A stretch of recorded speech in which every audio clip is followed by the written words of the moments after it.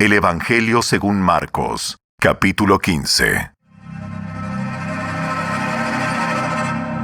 Muy temprano por la mañana, los principales sacerdotes, los ancianos y los maestros de la ley religiosa, todo el Concilio Supremo, se reunieron para hablar del próximo paso. Ataron a Jesús, se lo llevaron y lo entregaron a Pilato, el gobernador romano. Pilato le preguntó a Jesús: ¿Eres tú el rey de los judíos? Tú lo has dicho. Entonces los principales sacerdotes siguieron acusándolo de muchos delitos. Y Pilato le preguntó: ¿No vas a contestarles? ¿Qué me dices de las acusaciones que presentan en tu contra? Entonces, para sorpresa de Pilato, Jesús no dijo nada. Ahora bien, era costumbre del gobernador poner en libertad a un preso cada año durante la celebración de la Pascua, el que la gente pidiera. Uno de los presos en ese tiempo era Barrabás, un revolucionario que había cometido un asesinato durante un levantamiento.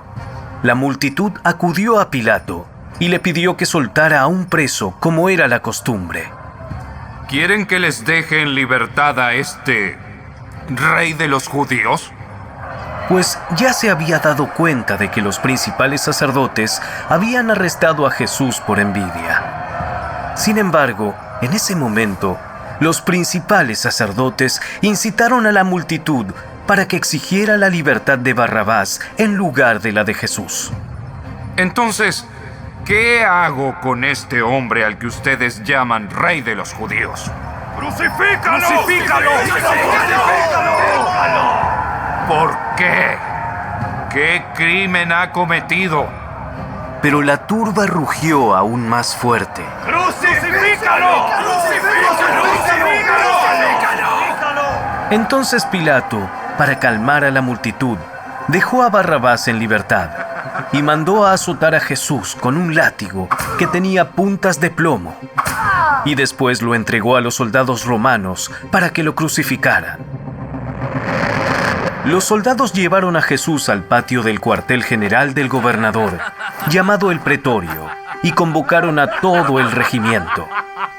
Lo vistieron con un manto púrpura y armaron una corona con ramas de espinos y se la pusieron en la cabeza. Entonces lo saludaban y se mofaban. ¡Viva el rey de los judíos! Y lo golpeaban en la cabeza con una caña de junco. Le escupían y se ponían de rodillas para adorarlo burlonamente. Cuando al fin se cansaron de hacerle burla, le quitaron el manto púrpura y volvieron a ponerle su propia ropa. Luego, lo llevaron para crucificarlo. Un hombre llamado Simón, que pasaba por allí pero era de Cirene, venía del campo justo en ese momento, y los soldados lo obligaron a llevar la cruz de Jesús. Simón era el padre de Alejandro y de Rufo. Y llevaron a Jesús a un lugar llamado Gólgota, que significa lugar de la calavera. Le ofrecieron vino mezclado con mirra, pero él lo rechazó. Después, los soldados lo clavaron en la cruz, dividieron su ropa y tiraron los dados para ver quién se quedaba con cada prenda. Eran las 9 de la mañana cuando lo crucificaron. Un letrero anunciaba el cargo en su contra. Decía: el rey de los judíos. Con él crucificaron a 2 revolucionarios, uno a su derecha y otro a su izquierda. La gente que pasaba por allí gritaba insultos y movía la cabeza en forma burlona. ¡Ey! ¡Ey! ¡Pero mírate ahora! Dijiste que ibas a destruir el templo y a reconstruirlo en 3 días. ¡Muy bien! ¡Sálvate a ti mismo y bájate de la cruz! Los principales sacerdotes y los maestros de la ley religiosa también se burlaban de Jesús. ¡Salvó a otros! ¡Pero no puede salvarse a sí mismo! Que este Mesías, este rey de Israel, baje de la cruz para que podamos verlo y creerle. Hasta los hombres que estaban crucificados con Jesús se burlaban de él. Al mediodía, la tierra se llenó de oscuridad hasta las 3 de la tarde. Luego, a las 3 de la tarde, Jesús clamó con voz fuerte: ¡Eloi!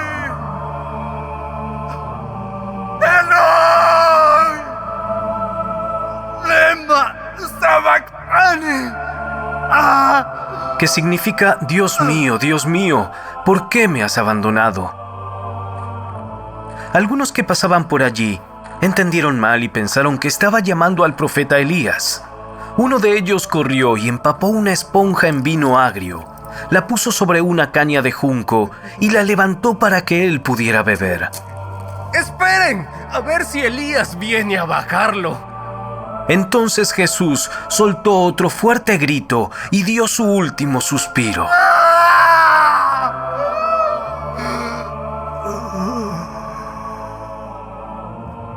Y la cortina del santuario del templo se rasgó en dos, de arriba a abajo. El oficial romano que estaba frente a él, al ver cómo había muerto, exclamó: Este hombre era verdaderamente el Hijo de Dios.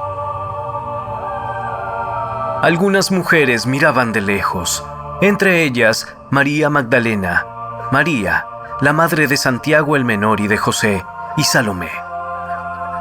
Eran seguidoras de Jesús y lo habían cuidado mientras estaba en Galilea. También estaban allí muchas otras mujeres que habían venido con él a Jerusalén. Todo eso sucedió el viernes, el día de preparación, anterior al día de descanso.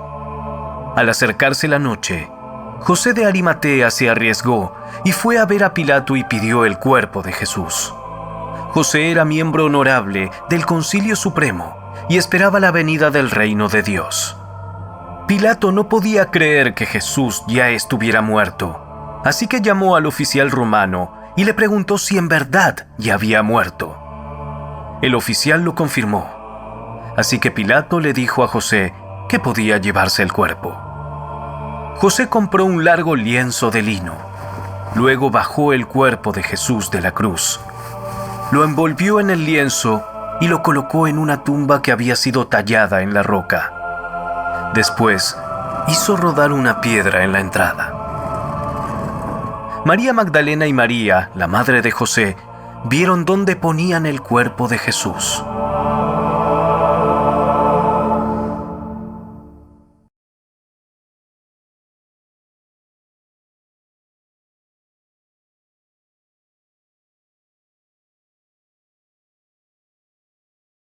Fue porque todo el pecado, todo ese peso estaba sobre Jesús en ese momento de la cruz. Él estaba cargando con todos nuestros pecados. Entonces hubo esa separación porque Dios no puede estar en relación pues con el pecado, ¿no? Entonces fue literalmente que lo abandonó. Entonces el que Jesús, yo creo que antes de llegar a ese momento de la cruz, o sea, dice en la palabra que en algunas ocasiones mencionó que si es posible pase de mí esta copa, pero que no se haga mi voluntad sino la tuya, porque él sabía lo que le esperaba, pero, pero todavía estaba en unidad con el Padre. Pero en ese momento de la cruz, pues hubo una separación, entonces él estuvo solo cargando eso, entonces yo lo imagino y digo, debió haber sido algo muy fuerte, muy doloroso físicamente, pero también pues espiritualmente, porque siempre han estado juntos, siempre, todo el tiempo han estado juntos, ¿no? Entonces, que hubiera habido esa separación, pues yo creo que fue algo muy duro, eso llamó muchísimo mi atención y bueno, al leerlo me conmovió muchísimo, la verdad que es imposible que las lágrimas no salgan porque para mí es un recordatorio, ¿no? De lo que Jesús hizo en aquella cruz y cómo se dio a sí mismo. También me llamó la atención cuando el velo se rasgó, dice el versículo 38. Entonces el velo del templo se rasgó en dos, de arriba a abajo. Entonces eso pues significa que, bueno, era una inmensa cortina que separaba el lugar santísimo del resto del santuario. Y Ujú. bueno, su ruptura significa que el camino a la presencia de Dios fue abierto por la muerte de su hijo. Ahora ya no hay ningún impedimento. Nosotros podemos acercarnos confiadamente al trono de la gracia, ¿no? Como dice, me parece que es Efesios 4:16, no estoy muy segura. Ujú. No estoy muy segura, pero hay un versículo de la Biblia que dice que podemos acercarnos confiadamente al trono de la gracia. O sea, ya no hay como que ningún impedimento para que nosotros podamos tener acceso a la presencia de Dios. Y también eso a mí me trae siempre mucha esperanza diario, porque yo sé que a pesar de faltas, a pesar de que, no sé, a veces por cansancio uno llega y de verdad que a veces yo toco la cama y así como llego ya me duermo, de repente ya me despierto más tarde y digo, ay, me tengo que bañar, me tengo que hacer, preparar cosas para el otro día y a lo mejor en ese día no pasé tiempo con Dios. Sé que a la mañana siguiente es, ay, perdóname Dios, ¿no? Estaba muy cansada y me venció el sueño, pero aquí estoy, ¿no? Y yo sé que hay esa confianza, no hay como de, no, ayer no me buscaste, no platicaste conmigo, no me busques hoy, no. O sea, es como, sí, aquí estoy y aquí estoy atento a lo que me tengas que decir, ¿no? Y eso a mí me da como mucha esperanza y mucha confianza, de saber que yo me puedo acercar confiadamente a él durante todo el día, ¿no?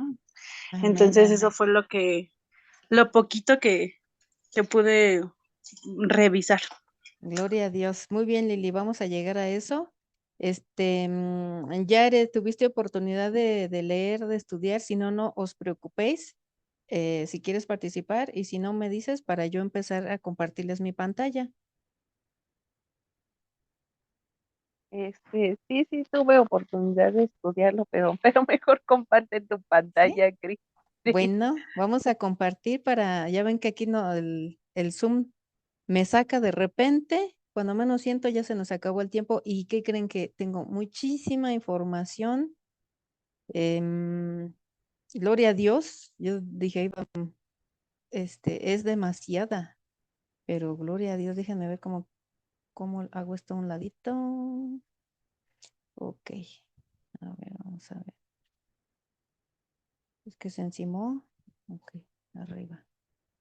Les voy a poner, quiero ampliar mi pantalla para que, a ver si la alcanzan a ver. Sé que muchas de ustedes están con su celular y cuesta un poquito más de trabajo. Ok, pues estamos en Marcos capítulo 15 y no está demasiada información.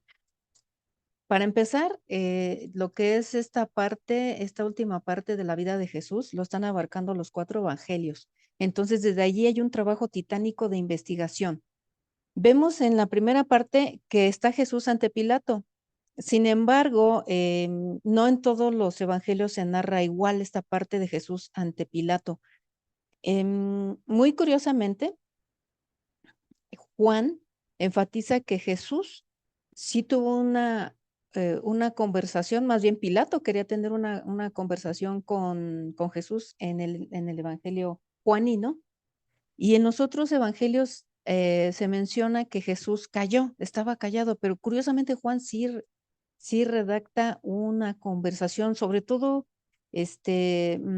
Pilato y Herodes, porque Lucas es el que más narra por qué andaban trayendo, ¿no? Hay un dicho que más bien es como español, en donde dicen, me traes de Pilato a Herodes y de Herodes a Pilato. Y se refiere a esto, no, no es de nuestro país, no, no es de nuestra cultura, pero lo encontré. Entonces, Mateo en esta parte narra cómo Judas se arrepintió y en el campo del alfarero, e inclusive se referencia a cómo fue y les aventó el dinero y todo eso, ¿no? Marcos no, Lucas adicionalmente a la acusación que vamos a ver por qué lo quieren matar específicamente en el Evangelio de Marcos, Lucas dice que Jesucristo estaba atentando en contra del rey, en contra del Imperio Romano completamente, porque él decía que, obviamente, déjenme ver, que no pagaran impuestos. Y eso lo dice Lucas, lo narra, pero muy clarísimamente. Y aquí dice que menciona que Pilato mandó a Herodes, a Herodes Antipas a ser enjuiciado porque era Galileo. Dicen, pues, ¿de dónde es este hombre? Es de Galilea. Pues ya sabemos que no era ni de Galilea, ¿no? Pero dice, ok. Entonces, si es Galileo, ¿por qué me lo traes a mí? Llévaselo a Herodes, porque a él le corresponde enjuiciar a la gente de Galilea, le corresponde su territorio de él. Entonces se lo llevan a Herodes y él tenía muchas ganas de entrevistar a Jesús, e inclusive este mismo Herodes, pues su esposa, este mismo Herodes fue el que le mandó cortar la cabeza a Juan el Bautista, y obviamente pues este señor era el gobernador de Galilea. ¿Quién lo puso como gobernador de Galilea? Pues el Imperio Romano. Así que Herodes y Pilato ambos tenían poder. Sin embargo, no se llevaban bien, andaban peleados en esos tiempos de Jesús. E inclusive Lucas también narra que hicieron hasta las paces en ese momento cuando fue el juicio de Jesús, porque dijeron, ay, te mando aquí a un tal Jesús, que es Galileo, y no, te voy de regreso porque conmigo no quiso ni hablar, y así. Entonces Pilato fue el quinto sucesor de Valerius Gratus, y tuvo una mayor autoridad que la mayoría de los procuradores bajo el imperio. O sea, Pilato tenía más autoridad que Herodes. Entonces allí algo nos va a hacer clic. Ajá. Entonces, ¿por qué no se llevaron? Si les preguntó, ¿y de dónde es este hombre, no? A los que lo llevaban preso, no, pues es Galileo. ¿Por qué no se lo llevaron a Herodes, que le correspondía, y por qué se lo llevaron a Pilato? Pues porque Pilato tenía la facultad financiera, administración y judicial supremo, y obviamente los que son abogados van a entender esto. El poder judicial supremo lo tenía Pilato, por eso se lo llevaron en un inicio a él. Ok, y aquí ya obviamente en el Evangelio de Juan esta parte está enfatizando el cumplimiento de profecías, y aquí sí viene la parte de la conversación con Pilato, y la sentencia de muerte principal es porque revivificó a Lázaro. Pues yo les mandé por ahí un link de una conferencia que hubo el día de hoy sobre 3 doctores, uno en filología y 2 más son traductores de la Biblia, son especialistas en griego, arameo y hebreo. Y entonces allí hubo una corrección que nos hicieron, que no podíamos decir que Lázaro resucitó, sino que Lázaro fue revivificado. Por eso ya estoy haciendo mi corrección. Bueno, entonces allí en esta parte, ¿por qué Juan dice que querían matar a Jesús? Adicional a lo que vamos a ver aquí, es porque Lázaro pasó a vivir nuevamente, y aquí en esta tierra. Ese fue el problema allí, ¿no? Y personajes principales que tenemos en esta parte del capítulo 15 de Marcos son los sacerdotes, los ancianos, los escribas, el Sanedrín o concilio, es lo mismo, Jesús y Pilato. Esos son los principales personajes. ¿En dónde están? En el versículo 1. Pero también es muy importante que nosotros sepamos qué es el Sanedrín.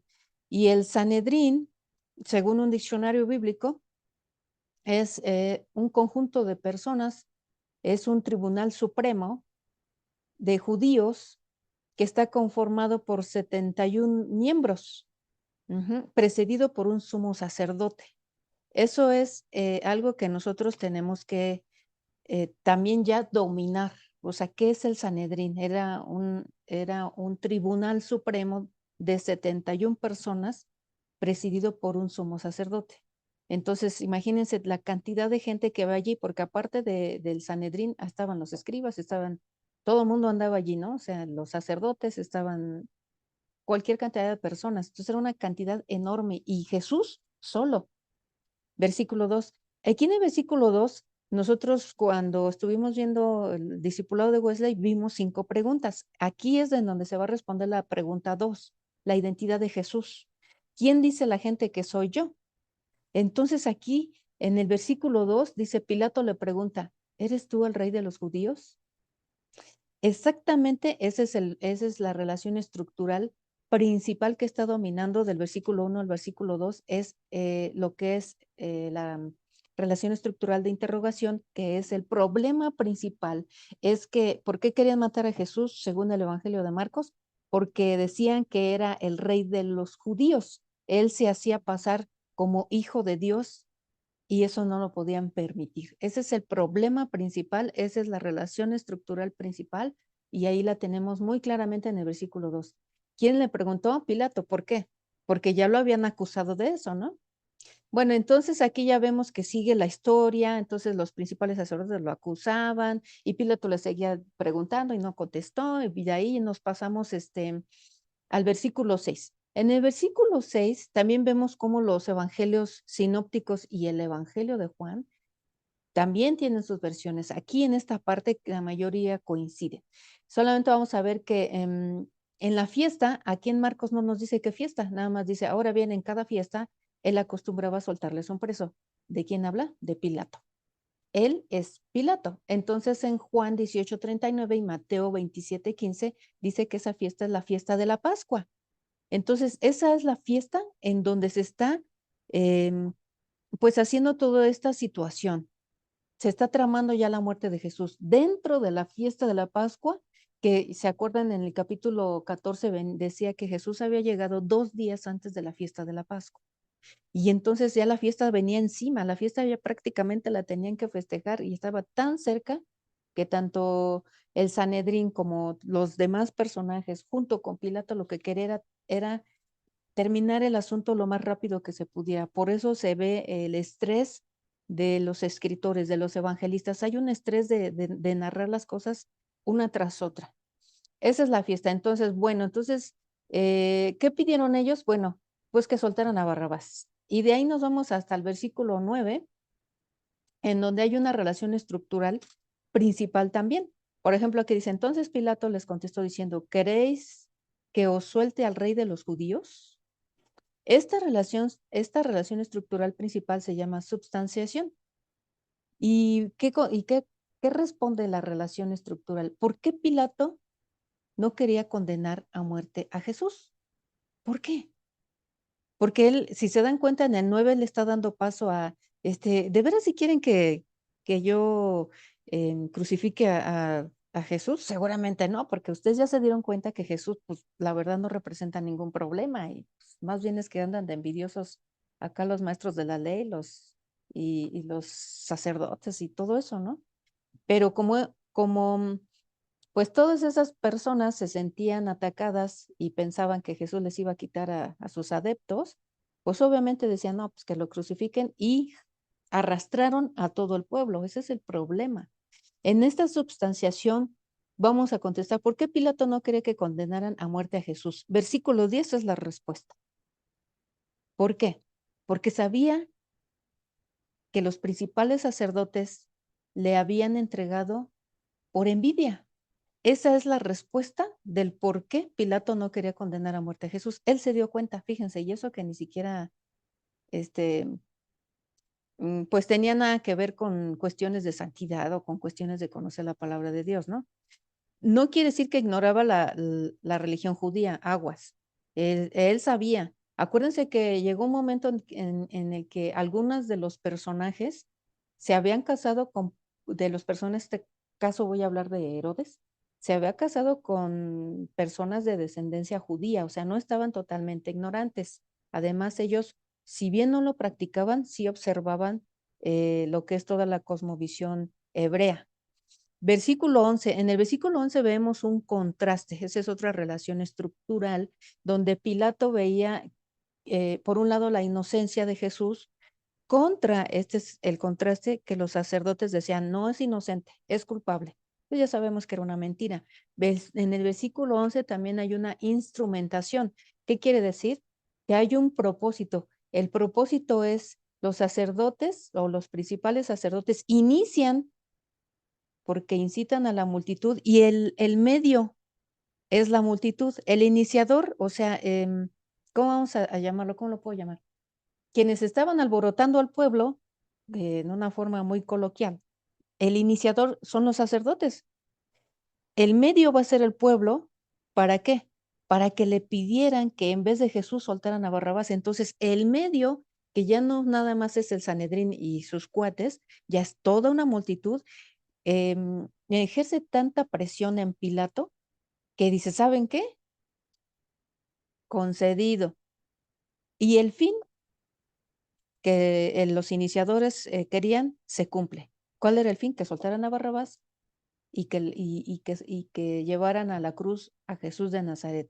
Y entonces se va desarrollando así esta situación y ya dice, ¿cuál es el motivo por el cual Pilato, sabiendo la inocencia de Jesús, consintió la crucifixión? Versículo 15 está la respuesta. Pilato, queriendo complacer a la multitud, le soltó a Barrabás y después de azotar a Jesús, le entregó ¿para qué? Ahí hay otra instrumentación. Perdón, aquí no es sustanciación, es instrumentación. Ahorita no, tal vez no lo entiendan mucho, pero no se preocupen. Les aseguro que si se meten a un curso de Wesley, van a pedir a gritos ver estos videos. Bueno, esta situación de que el propósito para que fuera crucificado. Aquí vemos dos propósitos, ya se dieron cuenta, en el versículo 15 está esta parte de instrumentación, está el segundo propósito. El primero era que soltaran a Barrabás en vez de a Jesús. El segundo está en el versículo 15 y esta parte es el propósito, es el fin. Este es el fin. Que fuera crucificado. ¿Quién? Jesús. Esta es la finalidad y eso nos lo da el texto, por eso estas reglas o estas reglas estructurales son de súper ayuda para que no estemos inventando cosas que no vienen en el texto. Ok, después pasamos al versículo 16.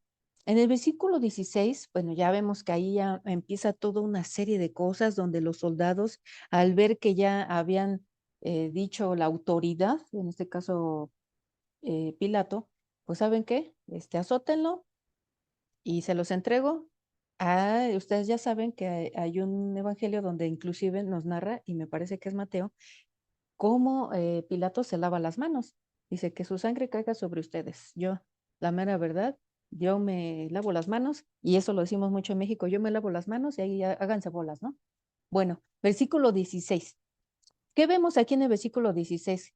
Que, bueno, los soldados se lo llevaron y se lo llevaron al pretorio y convocaron allí a toda la unidad militar.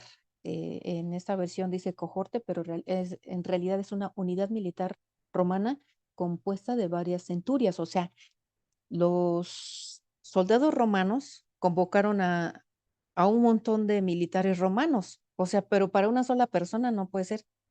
O sea, pero así fue. Entonces aquí dice, ¿por qué le vistieron de púrpura y le colocaron una corona de espinas? Esto lo vamos a ver porque en el versículo 17, pues en el versículo 17 lo está tocando y como ustedes saben,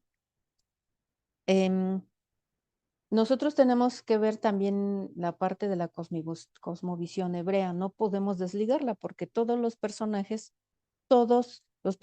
excepto los romanos que se están mencionando aquí, estamos hablando de una cosmovisión judía, son judíos y Jesucristo era judío y la mayoría de los que lo estaban acusando, que era el Sanedrín y los sacerdotes, eran judíos, entonces ellos tenían muchas costumbres. Dentro de esas costumbres estaba esta cuestión de por qué lo vistieron de púrpura y por qué motivo le pusieron esa corona de espinas. Eso es lo primero que nosotros tenemos que ver en una investigación de un texto bíblico, hacernos preguntas, pero ¿por qué significará algo? Pues sí, sí tiene un significado. Bueno, dice, un rey en aquellos días a menudo usaba una túnica púrpura y una corona dorada de hojas en los días de Jesús, en el Antiguo Testamento también. La tela púrpura y la corona de espinas era una forma de burla y práctica común en aquellos tiempos, o sea, ya era realmente sí lo usaban los reyes, pero para una persona condenada a muerte, lo vestían así para burlarse de esa persona y pues en este caso de Jesús, porque decían que era el rey, ¿no? Ahora, aquí dice, comenzaron luego a saludarle y aquí es en el versículo 18, vemos que le comienzan a vitorear. ¿Qué es eso vitorear? Pues realmente es como el chiquitibún a la bim bomba, literal. Todo en forma de burla, por supuesto. Entonces, en esta parte Dice, comenzaron a saludarle salve rey de los judíos. Era común el saludar al emperador romano con el clamor, salve César. De hecho, sí es cierto, nosotros lo hemos visto en las películas hollywoodenses, ahí dicen, salve César. Eso sí lo hemos visto. Entonces, estos escarnecedores pues tergiversaron esta frase y en vez de ponerles salve César, pues le pusieron salve rey de los judíos, obviamente en forma de burla, porque se proclamó rey de los judíos, ¿no? Por eso lo estaban crucificando. Por lo tanto, pues le estaban echando en cara pues, ¿cómo le podemos decir? Su falta que había hecho, que le había llevado a la muerte, ¿no? Ok, entonces aquí vemos en el versículo 19, chicas, que empezaron a golpearle. Ajá, empezaron a golpearle y aquí en Mateo 27, 29, cuando tengan tiempo, échenle una leidilla. Parece ser que los soldados le golpearon con una caña para que la tomara como si fuera un cetro real. O sea, esto realmente no viene tal cual en Marcos, pero sí en Mateo. O sea, adicional a la capa púrpura, adicional a la corona de espinas, le dieron esa especie de caña para que fuera su cetro real. O sea, es más burla todavía. Y luego le tomaron de su mano y le golpearon en la cabeza con la caña, añadiéndole obviamente insultos, injurias, todo eso que estamos viendo cómo se está desarrollando dentro de esta situación que es muy tremenda. Y vemos cómo en el 20 hay una justificación que obviamente está siendo repetitiva, lo que ellos querían hacer, crucificarle, con la finalidad de matarle. O sea, ya esto vamos a ver la repetición hasta que van a lograr su propósito. Y aquí dice, ¿por qué obligaron a alguien a cargar el madero de Jesús? Todos sabemos, la mayoría de nosotros, porque nos lo han puesto desde chiquitillas, a lo mejor el Canal 5 o Televisa o TV Azteca, generalmente en estas épocas ponen películas y esto sí como que en muchas lo han puesto, que viene un hombre de tez negra y le dicen, tú, hey, tú ven para acá. ¿Quién yo? Sí, tú. Ayuda a cargar a la cruz. Pero yo también me preguntaba eso, pero por qué llamaron a Simón de Cirene? Y aquí dice, inclusive el padre de Alejandro y Rufo, a que llevara la cruz de Jesús. ¿Por qué lo obligaron? Yo, era una pregunta que no me había podido contestar hasta el día de hoy. Entonces estamos viendo aquí que tan crueles eran estas personas romanas, eran tan crueles que eso tuvo un propósito muy cruel. Dice aquí, era la costumbre de los romanos hacer que el criminal condenado cargara la cruz, pero en el caso de Jesús, pues estaba súper débil para cargarla. Entonces ellos decían, pues si la sigue cargando, se puede morir y pues no, queremos que sufra más, ¿no? Entonces ellos preferían mantener a la víctima con vida hasta que fuera crucificado, porque una crucifixión pública pues era una buena publicidad para decir, miren, nosotros somos tan malvados, no se pasen de listos, porque el que se pase de listo le puede pasar lo mismo que a él. Es como dar una lección donde nadie quisiera llegar a ese punto, ¿no? Y eso fue lo que pasó con Jesucristo. Entonces, ahí está el detalle del por qué obligaron a Simón de Cirene a cargar la cruz de Jesús por crueldad. Yo hasta pensé, dije, ay, bueno, a lo mejor le querían ayudar. No, no, no, para nada, me equivoqué. Entonces, aquí dice que el centurión tenía el derecho de obligar a un judío del lugar que ayudara a cargarla, pero tal ultraje podría conducir a un motín o a un escándalo. O sea, ellos pudieron haberle dicho, oye, tú judío, cárgala, pero ¿yo por qué la voy a cargar? ¿Qué te pasa? Entonces, lo que no quería Pilato era que, la verdad, no quería una revuelta del pueblo judío. Él le pagaban para mantener en paz, para mantener con el pie sobre el cuello al pueblo judío y que no diera problemas. Entonces, lo que menos quería Poncio Pilato era problemas. Entonces, no mandaron llamar a ningún judío. Por eso esta persona que no era judío, porque precisamente dice que era de Cirene, fue el que tomaron. Y entonces aquí dice que la mejor solución era que un extranjero cargara la cruz. ¿Y cómo fue que Simón de Cirene andaba por allá, no? Porque se supone que era del norte de África. Hay una muy alta probabilidad de que, acuérdense que todos los judíos que habían sido esparcidos regresaban al templo en las fiestas principales, y esta era una de las grandes fiestas, la fiesta de la Pascua. Entonces, muchos judíos de otras partes de ese continente llegaban al templo, y seguramente Simón de Cirene en ese momento llegaba al templo de Jerusalén por causa de la Pascua. Por eso esta persona que es del norte de África la tomaron, y no tomaron a cualquier judío de los que estaban allí. También es algo que yo no sabía y me impactó la información. Bueno, le crucificaron desafortunadamente, pero a eso venía. O sea, nosotros podemos decir, ay Señor, perdóname, pero él sabía que no había otra manera como el plan de redención pudiera ser efectivo para nosotros si no era a través de entregarse él en la cruz. Entonces, obviamente aquí ya le llevaron al Gólgota, y luego trataron de darle vino mezclado. Como todas ya sabemos, y esto ya ha sido muy, muy predicado por muchísimas personas, pero vamos a dejarlo todavía más claro. ¿Qué significaba o qué era ese vino mezclado con mirra?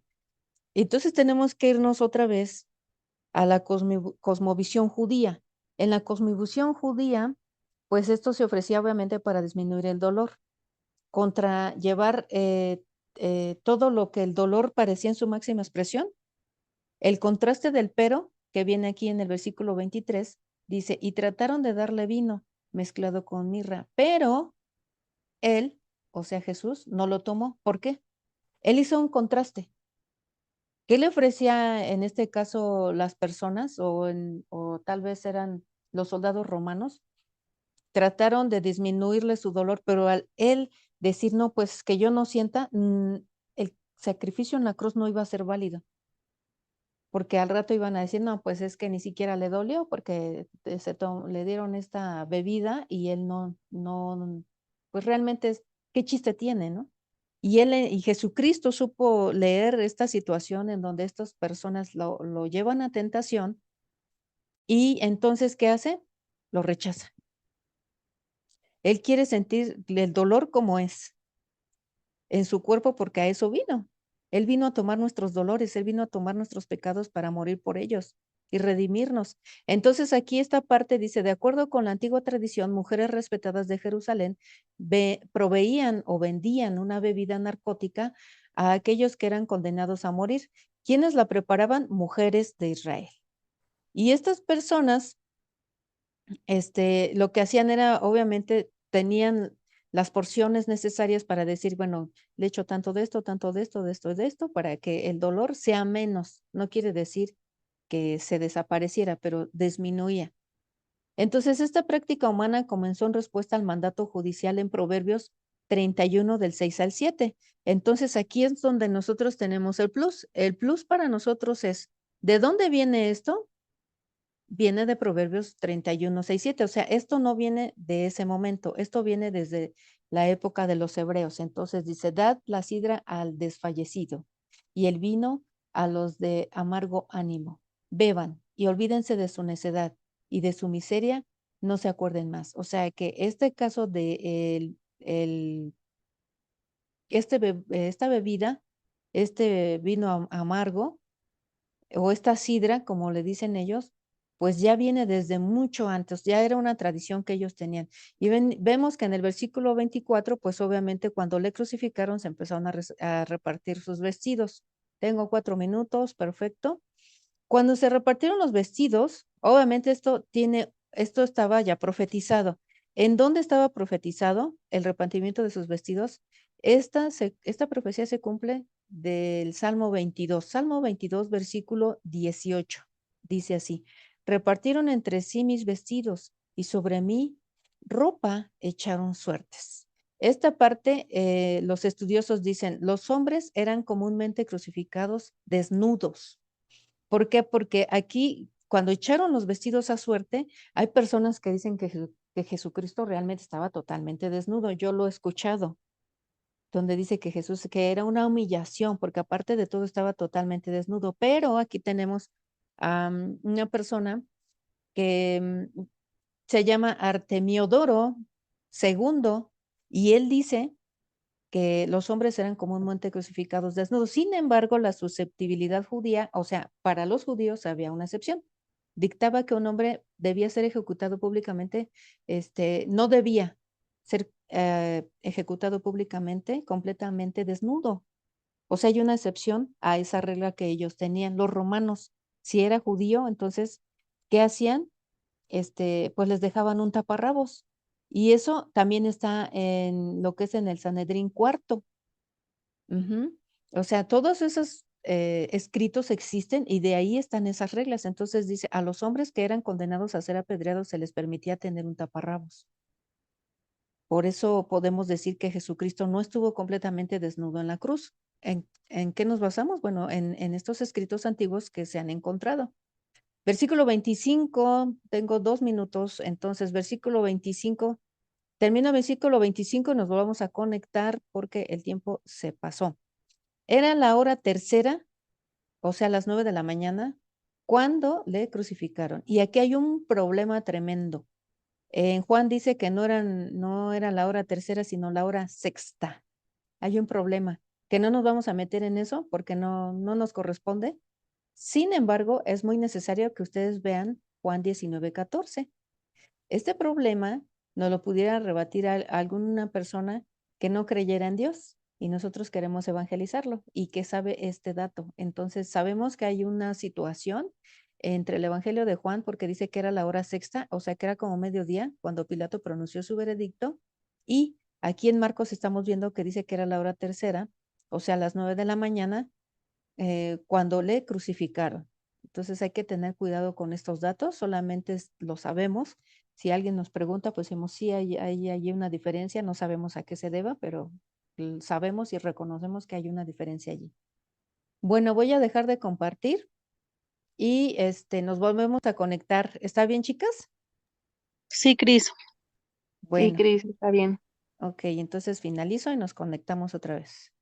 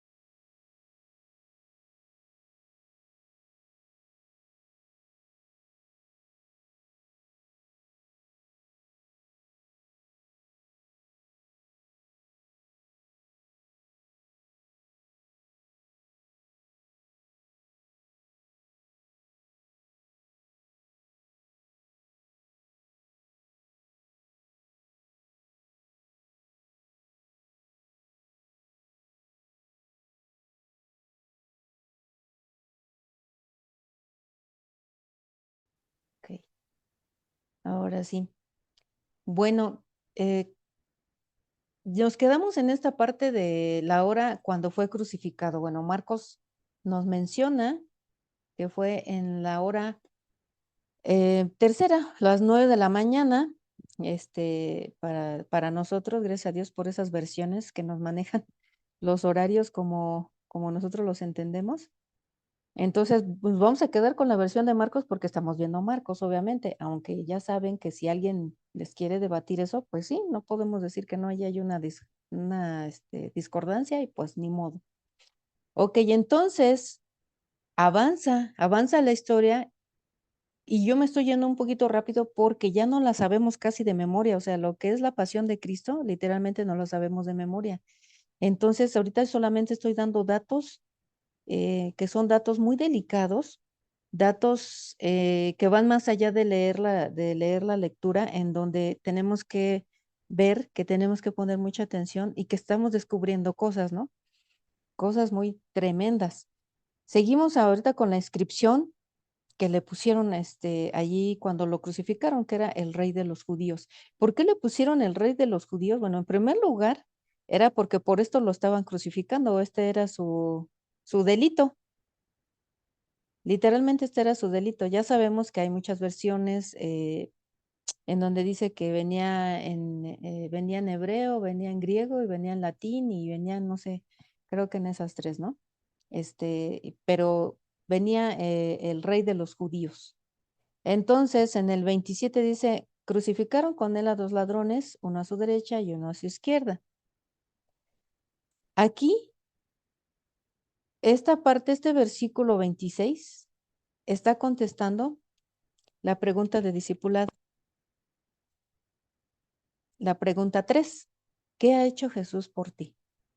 Todo esto que vimos,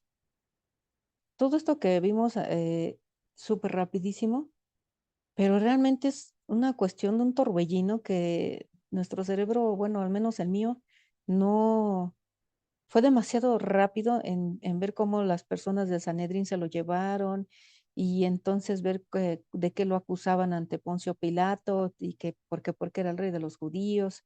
Y luego Pilato pues dijo, bueno, yo no lo veo que sea culpable, pero el contraste contra estas personas que tramaron toda una escena y desafortunadamente cayeron en la mentira los judíos, los que no tenían nada que ver, los que Jesucristo había sanado, toda esa gente que había sanado, toda esa gente que le había dado de comer y había multiplicado los panes, los peces. Yo me pregunto si allí estaban. O sea, yo no me cabe en la cabeza cómo pueden las personas a través de un chisme, el poder que tiene de desprestigiar a la persona cuando no les consta. O sea, les consta todo lo contrario. Y sin embargo, como estos personajes, el Sanedrín era la máxima autoridad de los judíos, no había más arriba. Entonces dice, no, pues es que aunque a mí haya estado en el sermón de la montaña y a mí me haya tocado de esos panes y de esos peces, crucifíquenlo. Ay, entonces imagínense nada más el poder que tiene esta situación de dejarnos convencer y no conocer a la persona y no ser testigos vivos de esa situación y aún más a fondo, ¿no? Realmente entonces ellos nunca estuvieron seguros de quién era Jesús, de su verdadera identidad y de la obra que vino a hacer.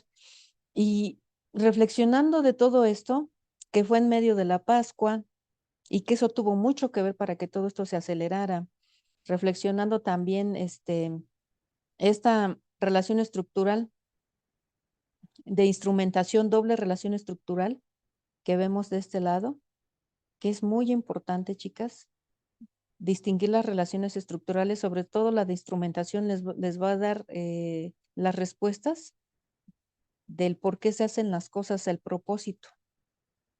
Entonces, estas dos relaciones estructurales son muy importantes. Aquí lo dice. ¿Cuál es el tip?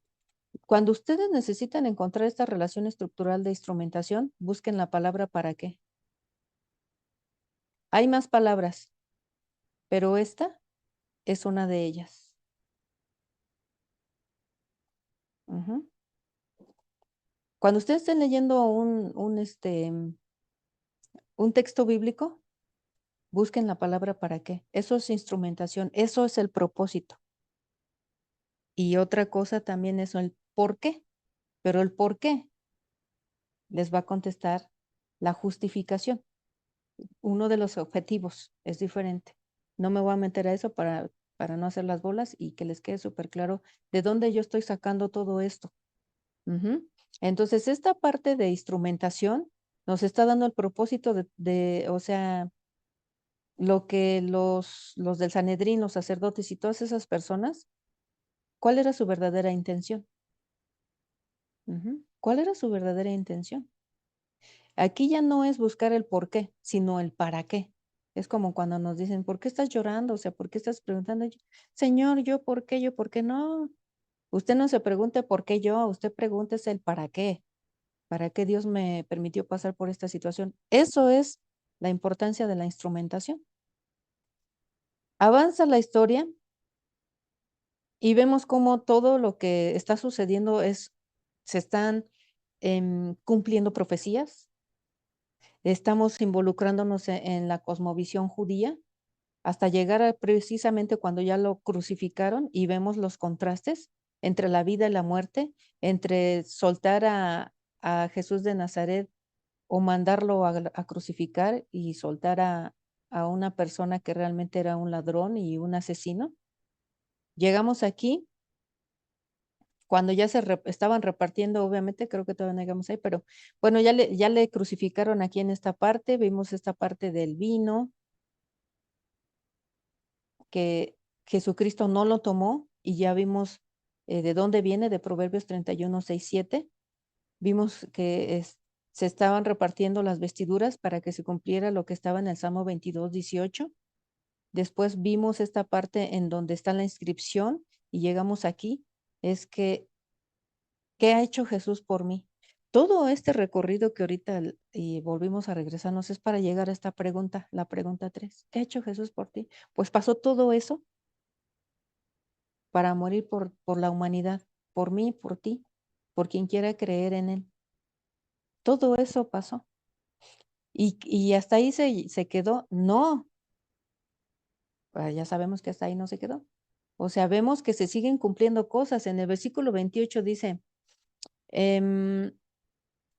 bueno, en el versículo 28 dicen que hay algunos papiros, algunos escritos que no están incluyendo ese versículo del mismo libro de Marcos. Ya eso después, si me da tiempo o en alguna otra ocasión les platicaré de los papiros y todo eso, pero dice esta parte y se cumplió la escritura que dice y con los transgresores fue contado. Ustedes lo van a poder encontrar en alguna versión de la Biblia y en algunas versiones de Marcos no. Algunas versiones no va a tener este versículo porque el papiro del que ellos están haciendo la traducción no lo tenía. ¿Ok? Entonces, aquí en esta parte se va a cumplir Isaías 53, 12. Dice, por tanto, yo le daré parte con los grandes y con los fuertes repartirá sus despojos, por cuanto derramó su vida hasta la muerte. Y aquí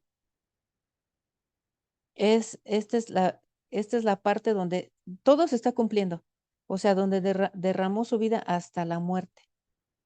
¡Guau! ¡Qué tremendo! Y fue contado con los pecadores, habiendo él llevado el pecado de muchos y orado por los transgresores. O sea, se está cumpliendo Isaías 53, 12. Vamos al versículo 29 y 30 y vemos que en estos versículos donde dice que pues le injuriaban, le meneaban la cabeza y le decían burlonamente, no que ibas a destruir el templo y en 3 días lo ibas a edificar, sálvate a ti mismo, desciende de la cruz. Todo esto se está cumpliendo las profecías que estaban en el Salmo 22 del 7 al 8 y en el Salmo 109 versículo 25. Y vamos a leerlas. Versión Reina Valera dice, Salmo 22 del 7 al 8. Todos los que me ven, todos los que me ven me escarnecen, estiran la boca o tuercen la boca, lo diríamos aquí en mexicano, menean la cabeza diciendo, se encomendó a Jehová, líbrele él, sálvele, puesto que en él se complacía. Salmo o Salmos 109:25. Salmos es la verdad, como nosotros correctamente deberíamos de decir, en vez de decir salmo, deberíamos decir salmos. Entonces yo mismo me corrijo acá. Digo, usted lo puede decir salmo y está bien, ¿no? Pero ya a cierto nivel, por ejemplo, a mí ya me estarían regañando porque dices salmos y ya sabes que es salmos. Entonces son correcciones, ¿no? Que yo me estoy haciendo. Ustedes pueden decir salmo y no hay problema. Y si quieren decir salmos, yo sé a qué se están refiriendo también porque lo que es el salterio, la salmodía, todo eso pues son salmos. Ujú. En el original, así es, está como en plural. Entonces, en Salmo 109:25 dice, yo he sido para ellos objeto de oprobio. Me miran y burlándose, menean la cabeza. Y sigue esta parte. Ya avanza en el versículo 32, donde dice que descienda de la cruz y que se salve. Y vemos cómo se está cumpliendo lo que ya se había profetizado. Versículo 33. Dice, cuando llegó la hora sexta, hubo oscuridad sobre la tierra hasta la hora novena. Entonces, vamos a ver que en este versículo 33, Lucas nos dice en el del 23, déjenme les pongo esto así. Lucas nos dice en el 23:45, o sea, capítulo 23, versículo 45, y el sol se oscureció y el velo del templo se rasgó por la mitad. Ahorita vamos a entrar a lo que Lili le llamó la atención. Entonces, ¿qué nos está diciendo? Que el sol se oscureció, o sea, era de día. Era de día. Entonces, mientras Marco nos está diciendo que a la hora sexta hubo oscuridad sobre toda la tierra hasta la hora novena. Entonces, 6, 7, 8, 9, 3 horas hubo oscuridad. Y Marcos nos lo está volviendo a decir, sin embargo, él nos enfatiza algo que, como para que nos lo imaginemos mejor. Dice, el sol se oscureció.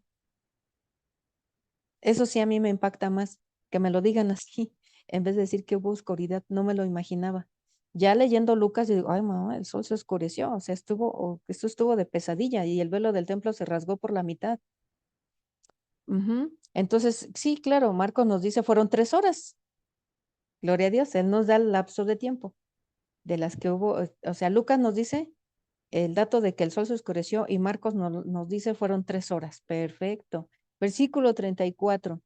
Dice, versículo 34, donde dice, a la hora novena Jesús exclamó con fuerte voz, y Eloi, lema sabactani, y ya sabemos que es, Dios mío, ¿por qué me has abandonado? Vamos a entrar a eso y ahorita vamos a ver cómo los grandes teólogos debaten este punto que Lili lo comentó en esta parte de la separación. Vamos a ver cómo lo toman ellos. Dice, Dios mío, ¿por qué me has desamparado? Dice, ¿por qué estás tan lejos de mi salvación y de las palabras de mi clamor? Salmo 22:1 es cumplimiento profético del versículo 34. Ahora sí vamos a ver lo que dicen los teólogos. Algunos teólogos infieren que Jesús experimentó la separación del Padre, pero otros dicen que no podemos decir que de la separación del Padre y el Hijo en la cruz fue completa, porque sería una incongruencia. ¿Por qué? Porque dice que en 2 de Corintios 5:19 nos está diciendo que Dios estaba en Cristo reconciliando. Reconciliando viene, es un verbo activo que no termina, o sea, reconciliando es que está haciéndolo continuamente consigo al mundo, no tomándoles en cuenta a los hombres sus pecados y nos encargó a nosotros la palabra de la reconciliación. Quiere decir que esa separación no fue definitiva. Y este es un debate que tienen actualmente. Chéquense luego los datos que les mando y cómo los grandes teólogos de verdad, bueno, ellos tienen sus bases, ¿no? Se van a unas cosas increíbles que yo no tengo tiempo de ver eso y yo creo que ni lo tendré. Son personas que ya tienen años, 10, 20, 30 años y a eso se dedican. Entonces, no podemos afirmar que hubo una separación contundente. Lo que sí podemos decir es que estuvo una separación, ajá, pero Jehová de los ejércitos estuvo en un acompañamiento, no estuvo necesariamente así con Jesucristo en la cruz, pero estuvo en ese acompañamiento porque no pueden estar separados al 100%. Ujú. Entonces yo dije, wow, también yo también había escuchado muchas prédicas en donde decía que Jesús había sufrido mucho porque por el pecado, Dios no puede habitar en el pecado y por eso se separó de su padre y fue lo que más le dolió. No es una prédica, he escuchado de varios predicadores esa teología, bueno, no es teología, ¿cómo lo podemos llamar? Mm, Bueno, ahorita me acordaré, que hacen siempre se me olvida, bueno, pero me acordaré cómo se llama esa situación. La cuestión es que cada quien le da su interpretación, pero también podemos tener una precaución al decir, ok, segunda de Corintios 5:19 dice que Dios dejaba en Cristo, Dios estaba en Cristo reconciliando consigo al mundo. O ahí estaba Jehová de los ejércitos, no estaba completamente separado de su hijo. Ujú. Bueno, y pueden haber muchas posturas más, digo, no alcancé a ver todas, pero por lo menos esa me llamó la atención. Dije, ok, vamos a compartirla con las chicas. Versículo 36, en el versículo 36 donde seguramente uno pudo haber sido uno de los soldados romanos, dice, corrió y empapó una esponja en vinagre y poniéndola en la caña le dio a beber. ¿Por qué? Porque Jesús dijo, tengo sed, acuérdense. Ajá, tengo sed. ¿Y qué? Como cuando pues corre rapidísimamente a darle el vinagre, ¿no? Entonces aquí en esta parte se cumple el Salmo 69:21, versión Reina Valera. Me pusieron además hiel por comida y en mi sed me dieron a beber vinagre. Bueno, a mí yo hasta dije, wow, le dieron de beber. O sea, yo me acuerdo, chicas, y yo no sé si ustedes se acuerdan, pero yo soy de mi mamá y muchas mamás de antes tenían sus natas de vinagre, les ponían piloncillo en un frasco de vidrio y ahí tenían su vinagre que se estaba haciendo y no sé en qué lo ocupaban, pero lo agarraban de remedio para no sé qué. E inclusive ahorita está volviendo a resurgir las propiedades curativas del vinagre en el estómago, ¿no? Yo no lo he estudiado bien, pero sí me causó un impacto. Ahorita que lo estaba viendo, dije, ay, Dios mío, o sea, el vinagre se estila desde la época desde los hebreos, o sea, no es de ahorita. Y ahorita se dejó de consumir, si no es el vinagre que se come en ensaladas o en las tostadas de pata o en la pata a veces, y en algunas otras cosillas, es raro que alguien utilice el vinagre. Cuando antes me acuerdo que cada ama de casa tenía su frasco de vinagre, ahí tenían sus natas, nomás le echaban piloncillo. Algunas de ustedes a lo mejor lo vivieron, algunas de ustedes no. Pues vamos a ver qué dice que el vinagre es mencionado en el Antiguo Testamento como una bebida refrescante. Bueno, para nosotros el tepache, ¿no? Pero dice, esto está en número 6, versículo 3, y en Ruth 2, versículo 14. En la literatura griega y romana también era una bebida común, apreciada por los trabajadores y soldados porque calmaba la sed con más efectividad que el agua y no costaba mucho. Guau, eso yo lo voy a probar y les invito a que lo prueben ustedes. No vayan a echar vinagre de, de caña, del blanco, porque se van a quemar. Yo creo que sería prepararlo con vinagre de manzana, pero vinagre del que sale del desperdicio del vino de manzana o del desperdicio del vino. Son dos tipos de vinagre. El vinagre de uva y el vinagre de manzana, del desperdicio de la fermentación. Este es mucho más caro, pero lo voy a probar para ver si es cierto que quita más la sed. Ok, este es un dato que yo lo desconocía por completo y se los comparto, lo encontré. Entonces, el velo, vamos a llegar al velo que también Lili nos dijo que el rasgar el velo le impactó. Vamos a ver aquí qué dicen el origen del velo. Vamos a ver de dónde viene el velo. Éxodo 26, versículo 31 al 36. Aquí viene, dice, también harás un velo de azul, púrpura, carmesí y lino torcido. Será hecho de obra primorosa con querubines. Versículo 32, y lo pondrás sobre 4 columnas de madera de acacia cubiertas de oro. Esto nos lo explicó esta Laura. Pero bueno, sus capiteles de oro sobre las basas de plata, y pondrás el velo debajo de los cojertes, y meterás allí el velo adentro, el arca del testimonio, y aquel velo os hará separación entre el lugar santo y el lugar santísimo. Ya con esto nos dijeron todo. Y aquí se comprueba la hipótesis de Lili, que nos dijo que había una separación, ¿no? Y que ahora podemos acercarnos confiadamente. Ciertamente, no es porque lo hayamos escuchado de por allí, sino desde el origen del velo mismo, vemos que tenía esa función. Era una separación entre el lugar santísimo y el lugar santo, donde solamente los sacerdotes podían entrar. Y aparte de eso, si entraban sin hacer el rito de purificación para sus personas, pues caían muertos. Ahora este sumo sacerdote que se llama Jesucristo vino a morir por nosotros en la cruz y vino a rasgar ese velo, a darnos acceso del lugar santo al lugar santísimo. Gloria a Dios. Vamos a ver qué dicen los grandes teólogos. Dice, significativamente, mientras el muro de separación entre Dios y el hombre fue removido, el velo fue rasgado de arriba abajo. Dios lo rasgó del cielo en lugar de que el hombre lo rasgara desde la tierra. Ay, qué bonita reflexión, gloria a Dios. Bueno, aquí, pues vemos cómo sigue aquí la situación.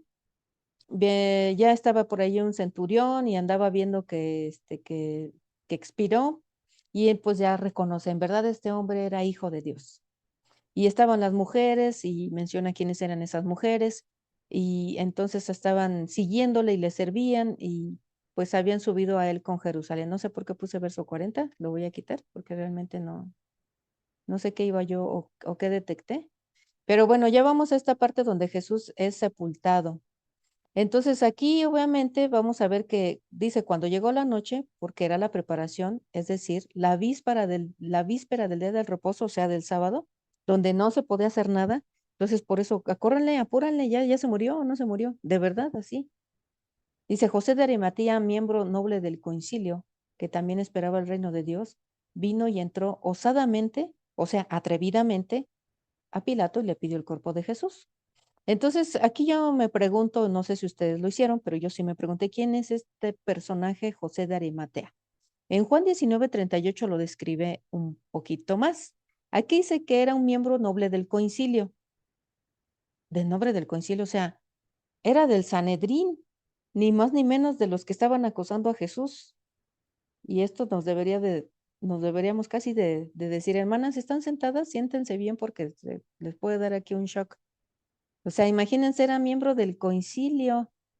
Dice, después de todo esto, José de Arimatea, en el Evangelio de Juan, capítulo 19, versículo 38, que es José de Arimatea, que era discípulo de Jesús, era discípulo de Jesús, pero secretamente. Y ya sabemos por qué secretamente, porque era también miembro del concilio. Por miedo de los judíos, rogó a Pilato que le permitiese llevar el cuerpo de Jesús. Entonces, dice, y Pilato se lo concedió. Entonces vino y se llevó el cuerpo de Jesús. Para mí también esto, yo ya lo había leído en el Evangelio de Juan, porque nos tocó hacer una tarea acerca de Nicodemo, y pues ni más ni menos que Nicodemo, pues tiene mucho que ver con José de Arimatea. Nicodemo le llevó un garrafón de los perfumes más caros que en aquel entonces había, y de otras cosas para ungir el cuerpo de Jesús. Eso muy poca gente le ha dado importancia, pero está en el Evangelio de Juan. Entonces, imagínense nada más cómo está esta situación en donde nosotros estamos viendo aquí que José de Arimatea era un miembro del Sanedrín. Increíble, bueno, al menos para mí. Increíble. Y aquí ya vemos en el versículo 44, dice, Pilato se sorprendió. Y nosotros siempre en una investigación que estamos tratando de ver qué es lo que está diciendo la palabra de Dios, tenemos que hacernos preguntas. Yo me pregunté, ¿por qué se sorprendió? Pues yo nomás me pregunto, ¿no? ¿Por qué dice que se sorprendió? Dice, de que ya hubiese muerto, y haciendo venir al centurión le preguntó, pues ya está muerto Jesús. Entonces el centurión, pues ya dijo, no, pues sí, ya se murió, ¿no? No lo dice aquí, pero sí lo dice tanto Mateo, tanto Lucas, tanto Juan. sea, dice, no, pues sí, ya se murió. Pues ya en el 45 dice, informado por el centurión, pues dio el cuerpo a José, al que se lo había pedido, pues llévatelo. Entonces aquí vamos a ver qué dicen las personas estudiosas o qué dice también la tradición. Dice, típicamente la crucifixión era una muerte larga y agonizante. Aún así Jesús murió en cuestión de horas. O sea que no era normal, tendría que haber sufrido más tiempo, tal vez al día siguiente, ¿no? O unas horas más. Sin embargo, podemos estar seguros de que él estaba muerto, porque la muerte fue confirmada por una cuidadosa examinación de testigos. Si ustedes quieren ver esa examinación de testigos, vayan a Juan capítulo 19, del versículo 31 al 36, y se darán cuenta cómo fue que verificaron que realmente Jesús ya estaba muerto. ¿Por qué Juan tuvo que enfatizar y tuvo que poner todos estos detalles para que nadie pudiera debatirle que todo esto era una farsa, que Jesús nunca murió, porque no podían alegar, ¿sabes qué? Que el Dios o el Cristo que tú me estás predicando no es cierto porque ni siquiera murió, o sea, en la crucifixión las muertes son largas y él murió en cuestión de horas, o sea, realmente se me hace que se desmayó y de hecho sí lo he escuchado esas herejías, ¿eh? Yo sí he escuchado esas herejías, no sé ustedes, donde dice que Jesús realmente no murió, sino que lo bajaron de la cruz, estaba desmayado, lo llevaron a la cueva y en esa cueva se repuso y sanó. Esa es una herejía, la cual Juan, en el capítulo 19 del 31 al 36, se encarga de decir, no, señores, aquí está la confirmación de que realmente Jesús murió. ¿Para qué? Para después venir a decir que Jesús resucitó.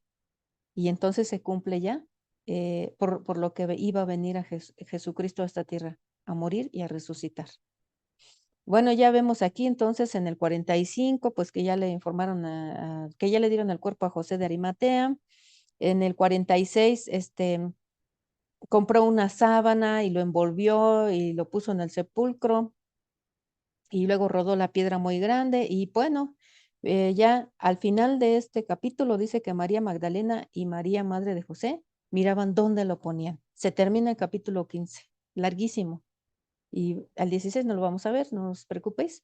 Entonces, así es como se desarrolla la pasión de Cristo, lo vamos a decir en el estilo católico, la pasión de Cristo, pero vemos que no es cualquier cosa. Hay un mundo de información en ella. Voy a dejar de compartir mi pantalla y ya vamos a ver ustedes sus opiniones.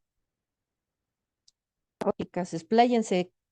¿Cómo ven esta? Digo, sé que lo hice algo rápido, pero de lo que ustedes pudieron ver, ¿sabían todos estos datos? No sé, alguien, ¿quién quiere participar?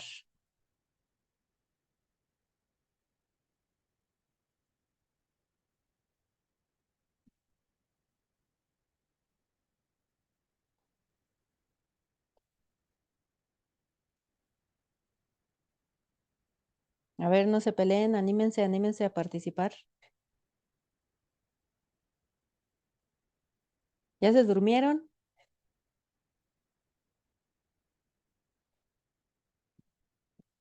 No, Cris, aquí estamos. A ver, ¿qué les pareció o qué te pareció, Lili? Toda Eh, esta información, digo, es mucha, pero allí está. pues me llamó la atención precisamente lo que mencionaste sobre, ya ves que varios mencionan que había una separación. Entonces, yo Mm. siempre, justo lo que mencionaste, o sea, siempre había escuchado eso y que por eso para Jesús había sido tan difícil, ¿no? Cargar con todo ese peso del pecado solo. Entonces, lo que me explicaste, pues fue como fue muy interesante, porque mencionaste que hay otras personas estudiosos de la palabra que dicen que no, o sea, que se debió a lo que dice es segunda de Corintios 5:19, me parece que dijiste Ajá. que Dios estaba en Cristo reconciliando consigo al mundo. Eso se me hizo muy interesante, eso yo no lo sabía, eso sí llamó mi atención, entonces, eh, porque dice que no les estaba, dice consigo, estaba reconciliando consigo al mundo, no tomándoles en cuenta a los hombres sus pecados, y nos encargó a nosotros la palabra de la reconciliación. Así es. Y si Y te das eso, cuenta, Lili, perdón que te interrumpa, si te das cuenta, ahí el verbo reconciliando está en gerundio, o sea, está en el ando, endo, yendo, ujú, que es un verbo de una actividad constante. O sea, en ese momento estaba reconciliando, estaban trabajando los dos. sí, Sí sí, es en cierto, conjunto. sí es cierto. Ujú. En conjunto dices, wow. Y gloria a Dios, ¿no? Porque al estudiar esto ya podemos decir, ok, sí, qué bueno que hay una teoría, pero también hay esta otra teoría, ¿verdad? Sí, bueno, eso fue lo que llamó. Bueno, todo, yo desconocía casi todos los datos así interesantes que mencionaste. Este, y ya. Ah, bueno, gloria a Dios, Lili, gloria a Dios. Yare, ¿quieres participar? Sí, hermana Cris. Te pasas. Bueno, yo algunos datos sí ya los había investigado y ahorita quiero resaltar el último dato que diste de Juan 19 del 31 al 36. En el 36 dice, porque estas cosas sucedieron para que se cumpliese la escritura, no será quebrado hueso suyo. Y aquí también, más atrás en el 34 dice, pero uno de los soldados le abrió el costado con una lanza y al instante salió sangre y agua. Y el que lo vio da testimonio y su testimonio es verdadero y él sabe que dice verdad para que vosotros también creáis. Entonces también, bueno, yo también había escuchado, pues sí, muchísimas herejías, ¿no? Que hasta se casó con María Magdalena y cosas así, pero pues está escrito en la palabra, ¿no? A lo mejor y los otros evangelios sinópticos, pues no lo dicen como tal, pero pues Juan sí como que se desplaya y da como que muchos detalles muy precisos.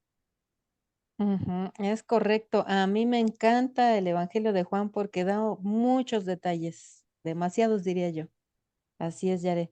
¿Eso sería todo o tienes alguna cosa más, Yare, que, que tal vez desconocías?